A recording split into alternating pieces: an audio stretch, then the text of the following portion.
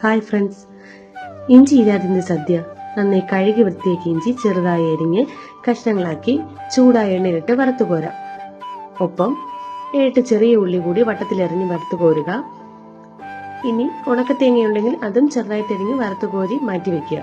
ഇതേ എണ്ണയിൽ തന്നെ കടുകിട്ട് പൊട്ടിച്ച് വറ്റൽമുളക്, കറിവേപ്പില, 2 ചെറിയ പച്ചമുളക് എന്നിവ വട്ടത്തിലരിഞ്ഞ് വഴറ്റുക. ഇതിലോട്ട് മസാലക്കൂട്ടുകളായ മഞ്ഞൾപ്പൊടി, മല്ലിപ്പൊടി, മുളക് പൊടി, ഉലുവാപ്പൊടി, കായപ്പൊടി എന്നിവ ചേർത്ത് വഴറ്റുക.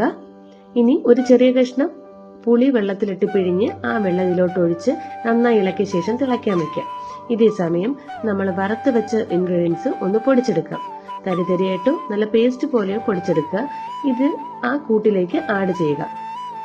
ഇതിലേക്ക് ആവശ്യത്തിന് വെള്ളം കൂടി ചേർത്ത് നന്നായിട്ട് ഇളക്കുക.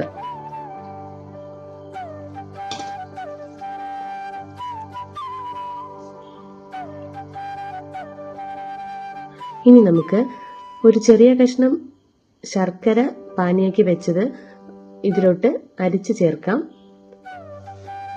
ഇനി എല്ലാം കൂടി നന്നായി മിക്സ് ചെയ്ത് ഉപ്പും ആവശ്യത്തിന് ചേർത്ത് തിളയ്ക്കാൻ അനുവദിക്കുക. തിളച്ചൊന്ന് കുറുകുന്നത് വരെ വെയിറ്റ് ചെയ്യുക. സ്വാദിഷ്ടമായ ഇഞ്ചിക്കറി റെഡി. അടുത്ത റെസിപ്പിയുമായി നെക്സ്റ്റ് വീഡിയോ കാണാം. Bye, take care.